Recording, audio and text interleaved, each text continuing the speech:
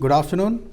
I'm Sanjay Kumar, host of this afternoon panel discussion on a very interesting topic, value-centric geospatial market forcing geospatial alliances.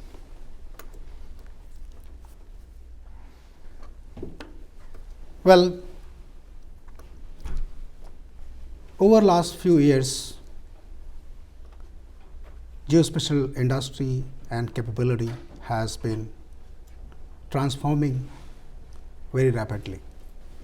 It's making difference in our lives, and that difference in our lives is happening because of the value which this technology brings together in our personal, social, economic, and political arena. Today, geospatial value is being recognized at every level, and that value has come through a process of transformation of this industry. And that transformation has been causing or enabling several alignments, realignments across different stakeholders of this industry. To discuss about the topic value-centric market forcing geospatial alliances, I have two panelists with me. On my right, I have Dr. Kumar Navulur, who is the Director of Next Generation Products at DigitalGlobe. Welcome, Dr. Kumar. Thanks, Sanjay, for inviting us. And on my left, we have Mladen Stojic, who is the President of Hexagon Geospatial, a very enthusiastic geospatial professional. And every time I meet him, he excites me with his thoughts. So, thank you, Sanjay. Welcome, Mladen. Thank you. So, with these two eminent personalities and professionals, I'm going to spend next 25 minutes talking about this topic. But before I go to those panelists, I just wanted to share some of my experiences in last 1 year. I've seen a greater willingness and a greater interest in the senior executives of the geospatial industry, talking to each other, understanding each other, exploring the opportunities to partner with each other. And that quest has been triggered by the integration of technologies, convergence of technologies, and picking up on each other's strength and making a solution which makes things work in our lives. And that's what we all are eager to serve to this community. I was in Hexagon Live conference last week, and that conference was a great conference where we saw several announcements in terms of the partnerships. We saw traditionally competing companies getting together and partnering to make some difference in this world. We saw technology companies partnering from those industry domain companies or acquiring those companies where they have traditionally not been so active, either in the field of agriculture or mining or water. And all these partnerships are driven with the objectives of understanding those industry domains better and bringing forward the true value of geospatial technology for improving the productivity and efficiency of those industries. And in this background, I would like to go ahead and start my discussion with Mladen. Mladen, what do you think about how this solutions, the term solution, which is a buzzword at the moment for the geospatial industry, is shaping or influencing the direction of the geospatial industry? I think it's a good question. I think the concept of a solution, or at least the premise of a solution, means that there's a problem, and that problem requires an answer or some some capability that would effectively address the issue or the challenges being faced by a given customer. A solution-driven strategy really requires the synthesis of several technologies, and I think historically, going back to the theme of the discussion, historically we've seen organizations try to aggregate and sort of pull together all the necessary components or Lego pieces associated with a solution. What we're starting to see in the industry is a synthesis of technologies ranging from hardware sensors through to content from a variety of different sources, through to software that cover the vast array of geospatial genres that we have in the industry today, and then applying those ingredients to a particular industry vertical, whether it's for defense and intelligence, government transportation, infrastructure, utilities, construction, and water, and so forth. So we're starting to see the fact that the emphasis is really on solving the problem, and the solution is that answer. But really, to put together a solution requires I'll focus on the word, the synthesis of capabilities from multi-source data sources, whether it's satellite, airborne, UAV, terrestrial, ground-based sensors, through to the integration of software from a variety of different areas, through to the sort of the gluing or the putting those capabilities together to deliver that answer or that solution. And many times it requires, because every problem is unique, many times it requires customization, because you can't just throw a product at a solution. In the past you were able to, I think, 15, 20 years ago, but now solutions require more than products. They require the synthesis of products and technologies, content, software, along with the subject matter expertise required to solve that problem. So, and I think that's good, because it's breaking down a lot of competitive walls that we've seen among some of the traditional players in the industry. The focus is on answering and solving problems, and we're overcoming some of the challenges we've seen in the past through partnerships. Partnerships perhaps we would have never seen before that are now starting to forge. Yeah. Oh, great! I think what you say is that the problem-solving approach is something which is very much driving the businesses of your companies. Yeah. Instead of just looking at pushing that kind of box Yeah. to the users. Yeah. Let me turn to my right, Kumar. Satellite industry and DigitalGlobe per se have been having the impression for the last couple of years that you are a pixel company. Mm-hmm. You deal in creating a lot of pixels. How do you perceive this change when, as Mladen said, that the industry is moving towards being a problem-solving industry rather than a box pusher? Mm-hmm. So where do you see the satellite industry is heading towards in that reference? So very similar to what Mladen has said, even the satellite industry is realizing that we are part of a solution for a problem we are trying to solve for a customer. And each of us, when you look at the geospatial technologies, we see some of the Hexagon technologies complement, we use the word whole product or the solution we are trying to provide to the end user. So what DigitalGlobe has taken the approach of is, there is this concept called a golden circle, which is outside in rather than inside out. Mm-hmm. Technology companies typically are inside out. I have this picture, what can you do with that? That was the traditional approach of the technology companies. Now we actually turn that around and asking the question at the center of that circle is, who is your customer? Once you know which customer you're talking about, the next circle is, what is the problem they're facing? Why do they want? What is the pain point you're trying to address? And then once you know the pain point, the next circle is, how are you going to address that problem? And then finally, the outer circle happens to be a what? It's the technologies that could be imagery, it could be cloud, it could be platform, it could be algorithms, bringing together to solve a customer problem. I think that's where I actually see not only DigitalGlobe, but also the geospatial industry going, is to provide complete solutions, getting into the workflows of the customers, providing them more content is how DigitalGlobe is looking at this marketplace. Well, talking about the solution problems solving approach and workflows definitely are a very important component when you look at bringing several kinds of technologies to make some solution. Mladen, what do you think that the geospatial platform, which you are in charge of the geospatial platform at Hexagon Group, how does the improvements in the platform has been over the last few years, which does allow the integration of the workflows in the field of be engineering or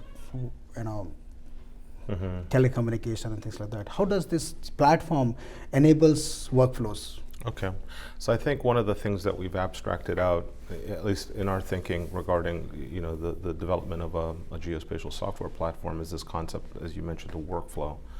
A workflow is not necessarily a geospatial thing. A workflow correlates back to the solution, right? And a workflow should be able to connect to very, very performance and production ready geospatial capabilities, but a workflow is also required to integrate with other enterprise business systems, SAP, Oracle systems, Microsoft systems, and so forth. So our concept of it is a geospatial platform because it's geospatially aware, but it's really being architected to be a business platform that can easily connect to other business systems, because many of the enterprise solutions that we've built, referencing some of the industries you mentioned, utilities, infrastructure, and so forth, those are not geospatial companies, those are enterprise companies. Absolutely. Okay, and we can't, correlating back to something Kumar said, which I like, the concept of this golden circle, we can't approach them by saying, here's a geospatial solution. They're looking for an enterprise solution that happens to have a geospatial component inside of it. So a lot of the things we've done, not going into too much technical detail, but this concept, we have something called a workflow manager, which is not a geospatial thing, it's a workflow manager. It allows you to connect geospatial components, business system components, social media feeds, all anything that may have to do with location into a workflow to solve an enterprise problem or an enterprise solution. So we've changed the way we think regarding these solutions, and not really just focusing on addressing it with a geospatial product or capability, but really an enterprise solution. So we've done a lot of things on our platform. I think having interoperability, speaking a common language, is also very important. So standards are important. IT standards are important. Of course, ORGC standards, metadata standards are important so that you can move data between systems. It's not just about a GIS, it's not just about a CAD, it's not just about a BIM system anymore, right? I think we've gone a long way moving beyond GIS or moving beyond CAD or moving beyond BIM. We still sometimes tend to go back into those silos, but the focus is really on enterprise solutions that happen to have a spatial component, and that's really been our focus in doing things with our stack to facilitate that, like the workflow manager, being able to connect these islands of information or these islands of domain knowledge across an enterprise has really been a focus. SDKs are important, being able to easily extend and build capabilities, because it's not a product. A lot of our enterprise systems are heavy services. That's what Hexagon does with Hexagon Ventures, Intergraph SG&I, all of our 200 plus partners. They're not just building product, they're really taking what we deliver out of the box and extending that. Well, as we speak, a great conference is going on in DC at the moment, which is known as GeoInt, and I think all of us were there at the show yesterday and some parts of it today. And what I heard, a kind of feeling at GeoInt this year is, I interviewed the Director General of NGA, and he talked about open geospatial enterprise. He talked about integrating socio-economic information with all the critical intelligence information to make it much more comprehensive intelligence information. Kumar, DigitalGlobe has been primarily a very focused company on the defense and security, and you provide a lot of solutions to them in terms of helping them to understand what's happening where. And with this new trend of, or rather new need of getting information from the social media or the financial institutions or telecommunication companies, all that information is also getting added to the whole NGA stuff. Yes. Where do you see DigitalGlobe is going to move forward in terms of adding value to those customers and connecting like the industry stakeholders in terms of geospatial platform and providing a much more dynamic and relevant content. Okay, first let me use the defense and intelligence language. The way intelligence people talk about is at the end they want to have what I call multi-intelligence sources to solve a given problem. The trend is you want to have actionable intelligence so that they can do something with the information they're getting. And they also want predictive insight so that if you can predict what's going to happen, then they can react to that. And that is in general applicable to both civilian side as well as the defense side. So when you talk about multi-int, image intelligence happens to be one of the sources. And then even within geointelligence, which is a superset of image intelligence, you talk about all the other sources. OSINT is open source int. And then there are SIGINT, which is signal intelligence. There are multiple intelligence sources that become this multi-source that can start answering a specific problem. So if you take that example, what we're trying to do is, again, going back to that golden circle, we have done projects where we ask the customer, what is it you're trying to solve? In this case, we were working with a nonprofit organization that wanted to address food security in Syria. As you know, there has been a civilian revolution. 2 million refugees have left the country. So the nonprofit organization I'm talking about wanted to know, is there enough food to feed the citizens within Syria? So what we were able to do was we were actually able to bring in remote sensing imagery for multiple dates. We extracted where the crops are being grown. At the end, the report we gave was a simple Excel spreadsheet to an economist saying that here is the food security from a food security perspective, how much crop acreage is being grown in 2011, 12, 13, and 14. Here is where we see this thing going because you don't have enough farmers cultivating the land in Syria. So I think where we are headed is, again, going back to customer-centric solutions where we define the personas of the customer we're trying to serve. And I love what Mladen said is, it's not about geospatial. You're trying to solve a problem, enterprise problem, and a geospatial happens to be a component of that particular solution. Oh, wonderful. So, as I said that all these solution-centric or value-centric, the industry, which is the customers are demanding the players to change, the players to collaborate, So I would like to bring a bit of attention of Mladen on the recent announcements. The Hexagon did several announcements in terms of partners with ESRI, partnership with Autodesk, and these have been traditionally very hardcore competitor organizations with you. So would you like to share your opinion on in what areas are you collaborating with ESRI and Autodesk? Okay. So I think I'll start with the ESRI or the ESRI collaboration. It's multifold, starting with, and to be honest with you, the relationship is not new. I mean, various elements of the Hexagon organization have been partners with ESRI for decades.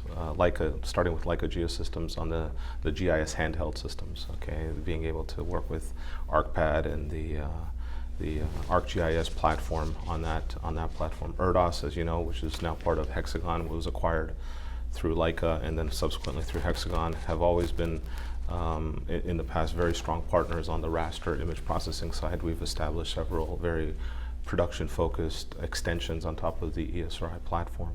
And then most recently, it's been with the introduction of the Hexagon Imagery Program, which is a program to collect imagery raster content across North America, but also vast spans of Europe. That content is now available through a variety of channels, one of which being the ESRI, the ESRI ArcGIS marketplace. So ESRI customers can now go to that marketplace using ArcGIS Online, subscribe to that content, and then pull that content into their ArcGIS-based applications, which is very powerful because you now have very professional focused imagery at a very high resolution available to many, many users around the world, which in the past has been very difficult to get. So we're trying to get the powerful and very professional imagery to those customers. So that's been one area. One last area on the ESRI front is in the area of public safety. So Intergraph SG&I, so security, government infrastructure, which of course is also part of Hexagon, with their emphasis on public safety, computer-aided dispatch, police, security, etc., announced a collaborative effort regarding the support of ESRI-based maps in a CAD system, and not like Autodesk CAD, but computer-aided dispatch, public safety, those sorts of things. So now existing cities and counties that are largely an ESRI-based organization in terms of storing their data in a geodatabase can now produce maps from that geodatabase and feed those into the computer-aided dispatch system. So that's been very well received with our customers, who now have the ability to directly tap into that geodatabase to pull map content. So that's been a very positive relationship. And then on the Autodesk side, most recently in the areas of CAD and BIM and so forth, of course, Leica has many powerful sensor technologies, GPS, TPS, terrestrial laser scanning systems, and of course Autodesk with its powerful CAD system. We now have the ability to tighten up the connectivity between CAD and those instruments in terms of using that data inside of those packages. So overall, once again, getting data into GIS professionals, CAD professionals, and other industries is really a focus of ours. We don't want to limit ourselves to just one entry into the market, and hence the relationships. Yeah, thanks, Mladen.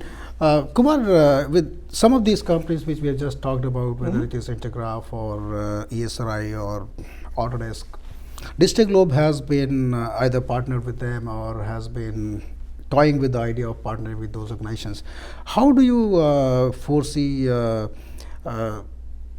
the more partnerships approach for DigitalGlobe in terms of enhancing their business footprint as well as the solution capabilities? Great.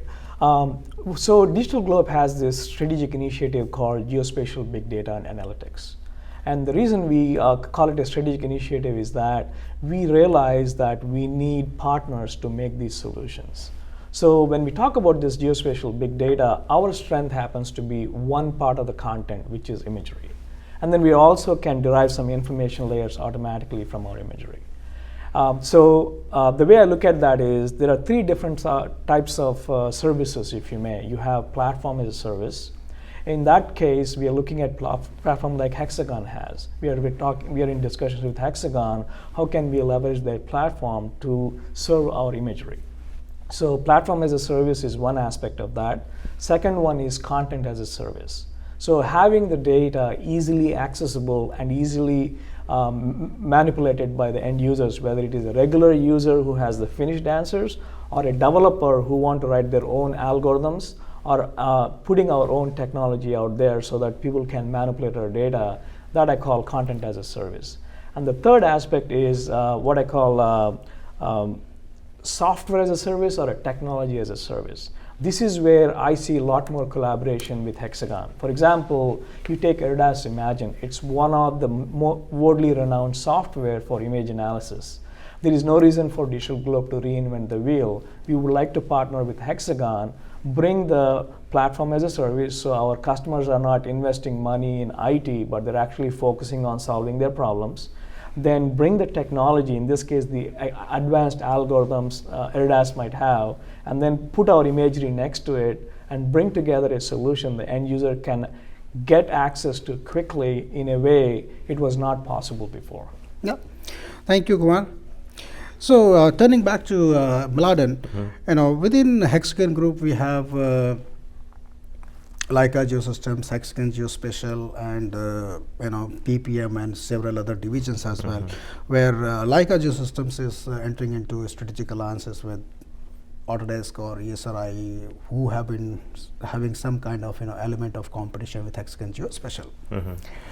And at the same time, Hexagon Geospatial as an independent software platform does have a lot of scope and opportunities for partnering with organizations like Trimble and Topcon, because they also have certain level of very niche markets where you can reach with in collaboration with them. So how do you see, do we see a possibility of such kind of relationships as well in future?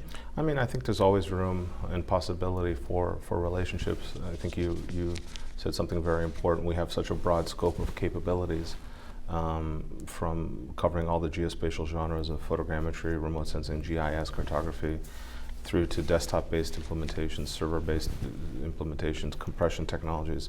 So, I mean, Hexagon doesn't rule out partnerships. We are a partner-focused business.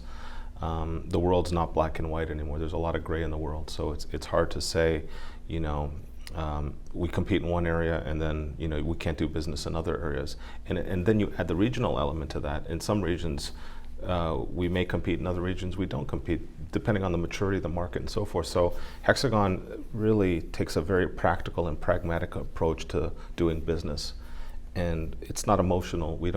Because we used to compete with an organization 5 or 10 or 1 year ago, doesn't mean that we won't have a partnership with that same organization in the future. We're a very practical organization. We're about solving problems with a business focus, and we never rule out options for partnership or collaboration. So, in a nutshell, you are saying that you'll go with what your customer wants. We're customer focused, yes. And if a customer has a problem we can solve through partnerships, we'll certainly look at those partnerships. And once again, that goes back, and I think it's a perfect example. Intergraph, SG&I, who would have said 10 years ago Intergraph and ESRI would have been partners? Absolutely. Never, right? Never. But, not even 2 years back. But our public safety business, and largely in the United States, you know, when you look at these police agencies and these organizations, they're at the city county level, right? ESRI's done a good job of penetrating into the city municipal GIS market in the United States.